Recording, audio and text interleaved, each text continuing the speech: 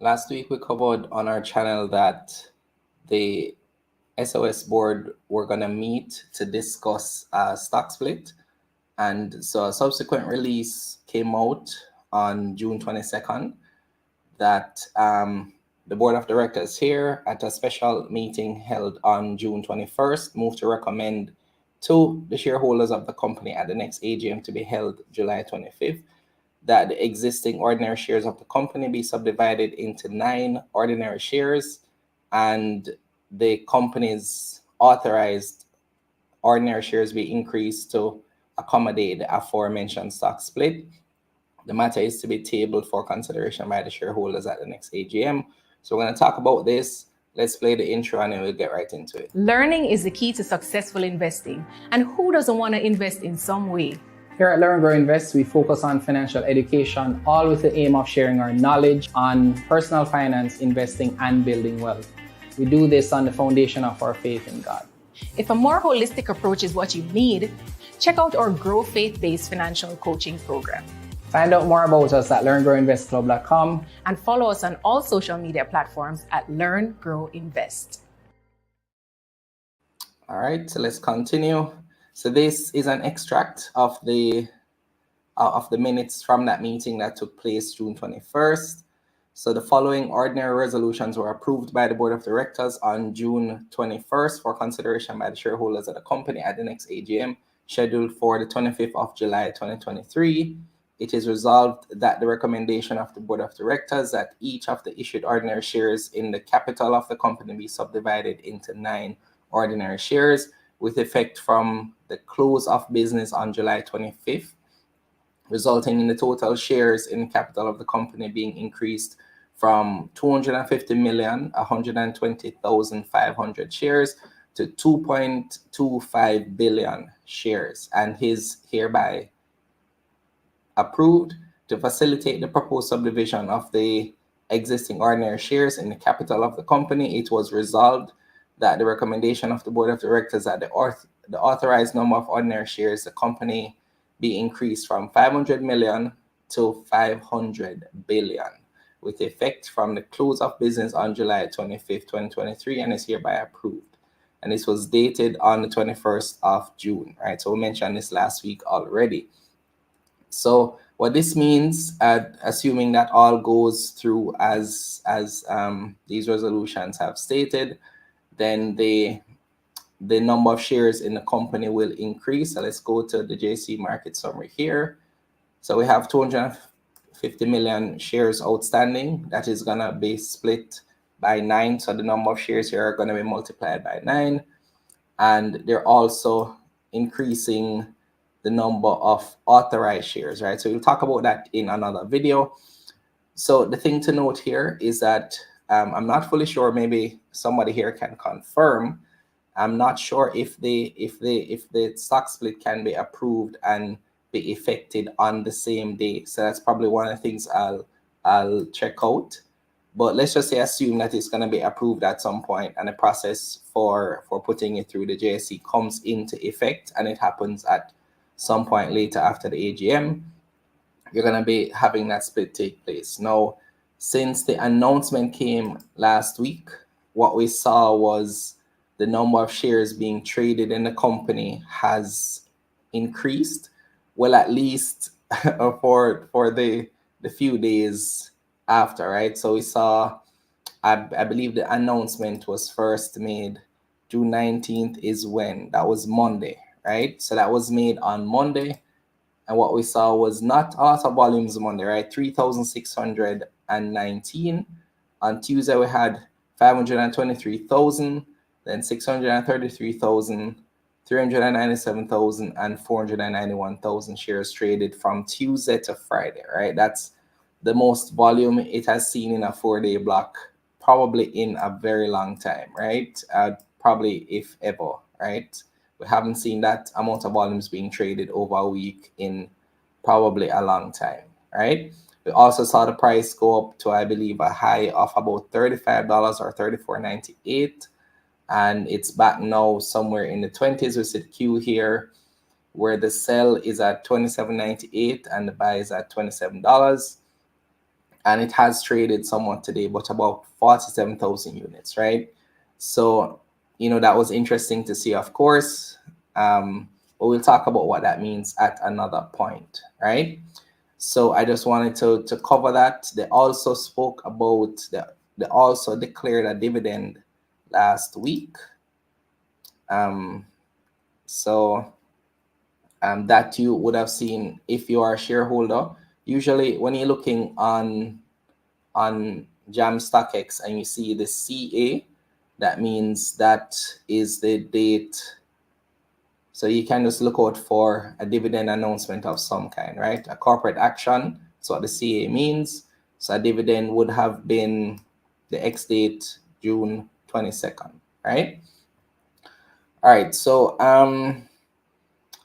Shelen is asking, why are they splitting? Just curious. So that is a question that I actually am interested in asking the CEO, because when I spoke to him in a conversation we had last week, Thursday, I believe it was Thursday or Friday, I asked him, why the split.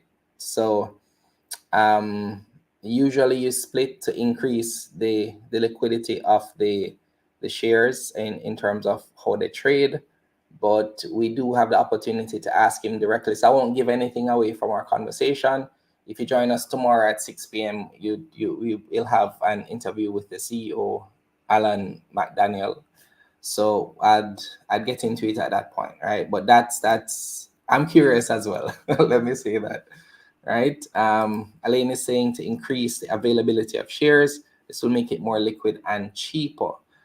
So the nominal price would definitely be cheaper. So that's the cheaper that Elaine is speaking about here. Not cheaper in terms of the valuation of the company. We'll get into all of that, of course, another day as well, right? So that's the update on SOS. Actually wanted to get into some other topics as well. So there's some articles that came out over the weekend. So I'll touch on those a little bit here. So we're talking about this in our Telegram group. And if you've not joined us on Telegram as yet, be sure to join us over there. It says here, Indus Pharma introduces new branded generic drugs to the Jamaican market. So if you watched our Stocks to Watch episode for Q3, we actually spoke about this, right? Because they had released a notice. So let's check out Indus here. They had mentioned this in a notice. And so we're talking about what impact we think this would have on the company. So let's see here. Let me close the SOS articles there. All right, so this is the disclosure here. All right, so this was what we saw, right? The disclosure of an ANDA filing at US FDA. This was what we saw on the Stocks to Watch, and we said, we're expecting something to come out soon. This is that disclosure here, right? So it says Indus Pharma will be releasing for the first time 7 SKUs, the following Bioprist branded generic prescription drugs in various strengths into the market. So Biocept, 250 milligrams and 500 milligrams. Indus Pharma pioneers in bringing the first of the generic options now being available to the Jamaican people. And it is used with other medications to help prevent transplant organ rejection in adults and children 3 months of age and older who have received kidney, heart, and liver transplants, right? And then we have Herpox tablets here, 200, 400, and 800, and the cream targeting the treatment of chickenpox and other herpes infections. And then Itranox, hopefully I'm pronouncing these correctly. Yeah, so it says be guided accordingly, right? So that's pretty much what the article is alluding to here. So let's see if we can get anything else in terms of maybe the impact, details, etc., right? So it says, in revealing the motivation for releasing the drug, the founder and CEO of Indus Group recall that just before the pandemic, one request came from Buster Mantia Hospital for children from one of the pediatric surgeons. A child was going through a liver transplant. The who related, that was an eye opener for me. So he's decided to investigate what the need is for that drug. So he believes the medication can help in relieving the inundation of patients relying on dialysis machines in hospital. Right. So our intention is to bring back this drug and make it very affordable, explaining that the objective of Indus Pharma is to subsidize the cost of the product, making it competitive and other available generic options and enabling greater accessibility for all. Right. So that's pretty cool to see. That's one. Yeah. So okay, let me go back to what Shelly's saying here. So Shelly's saying, I sucks with, yeah. So that's the thing that we'll talk about tomorrow, right, Shelly? And because I'm asking the same question you're asking, right? Are you splitting to what exactly are you splitting to accomplish, right? The very same question I had, and again, we're gonna get into it tomorrow. I really don't want to speak for the company. I'd rather the CEO shares directly, right? Elaine is saying maybe an acquisition by using shares in the future. Acquisition for who? SOS? That would be interesting. Divest SOS sales furniture. Yeah. So let's see, right? Because I think so. I listened in. Somebody from our Telegram group again shared they shared the recording for the SOS AGM. I thought it was very interesting. I thought, based on how the company has been performing, they do have some opportunities that I see personally. So I'd love to hear from them though. What are their growth plans? What's their strategy? All the questions that we typically ask our CEOs on the interview series. So we'll get into that. Elaine is saying needs a split too. So that's interesting, right? Because I wanted to do a video on all the companies that are actually ripe for a split, right? Companies where, and I think Shelly and will probably allude to it every now and again, right? So there are some companies that, 85%, 90%, 95% is held in the top 10. Those are the companies I think that present a great opportunity to split so that the ownership can expand. Now, I do have some issues with that, meaning I don't believe that such a small number of shares should have been made available in the first place. Now, I believe you need to make available 20% at least to list. Do I think that number should be higher? I think it depends on the company, but I would like to see, more shares being available to the public at the start.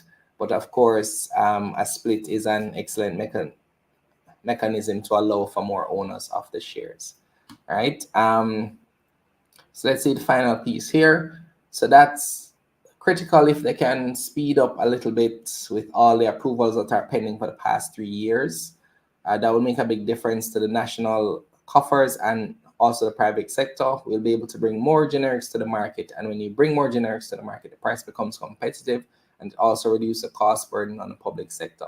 That would be a great opportunity, honestly, as someone who has spent a considerable amount of time doing doctor's visits, purchasing medication, any opportunity you have to give the average person more affordable drugs, it makes sense. All right, let's look at another story here. It says Fosrich to produce transformers in Jamaica. This was June 25th. Again, another Observer article. It says here, after nearly 3 years from the announced partnership with JPS, Fosrich said it is now at the stage to produce the transformers in Jamaica. So Cecil Foster, managing director of Fosrich, said production will begin in the next 2 to 3 weeks. This comes following a training for the team and acquisition of the tools to execute the opportunity. Fosrich is also set to enter its 120,000 square foot superstore location later this year. That is a big deal, right? So would have seen on the earnings call that they had with us. If you missed it, just check the videos on our channel. We had an earnings call with Fosrich, I believe in March of this year. So we saw a great video of, the overview of the superstore, what it will look like, the different levels, the amenities that they have, etc. So this is going to be a Fosrich brand very soon. We have been working tirelessly to motor our way with our transformer repair business. And the good news is we have acquired the skills, the partnership, and we have also acquired the machine that is going to build the coil so that we have a transformer made in Jamaica. So one would have to ask here, depending, what will this cost be? Is it something that's a sustainable long-term option? And of course, thinking as a consumer, hopefully this doesn't result in electricity being higher, right? In terms of the cost of repair, right? Being translated to consumers, right? So we're not going to talk about the stock price here.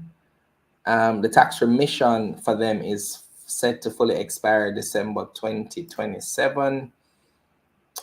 Looking for quotes, right? We're going to be one of the companies that can be trustworthy, committed to quality, service, and dedicated to building of relationships. All of this must redound. Never heard that word before. New word there. To one thing, shareholder value. We're doing this to increase whatever investments we have. For those who have invested in Fosrich, we needed to make a return. So that is a climb to the pinnacle. And these are the stepping stones we are stepping on to get to this pinnacle, right? So that's Fosrich. There was this article that I saw. I hadn't reviewed it yet. It says how to navigate the noise in the market. I think I'll cover this one tomorrow, all right? And the last one here, this is something we talk about in our Telegram group a lot as well. As that's the state of Jamaica. So you've seen, or you may have seen, where, for example, TD Ameritrade, a broker that was, in the past available to Jamaicans to open accounts, etc., were actually removed from the ability to do that because of us being on the FATF list, right? So so let's see what it's saying here, right? So Financial Action Task Force President Raja Kumar has reiterated a plea for Jamaica to close the gaps in its action plan to avoid a possible move to the dreaded blacklist. So we're on the gray list currently. If we move to the blacklist, this is speaking about now the implications of that, right? And what it means for us to have international transactions, right? So this is coming out of a 3-day meeting that they had last week, where delegates from over 200 jurisdictions voted on a number of decisions surrounding the fight against money laundering and terrorism financing. While no country left the gray or black list, as I said, Jamaica is on the gray list. Cameroon, Croatia, and Vietnam were added to the gray list, which is designated for jurisdictions under increased monitoring for money laundering and terrorism financing. So that's the list we're currently on now. And what it's saying here is that we need to ensure that we are on track to actually be able to come off that list, right? So with respect to the Caribbean, the Cayman Islands got its first signal that it might be removed from the gray list following an on-site visit by designated experts. This also applied to Albania. I'm not going to read through those.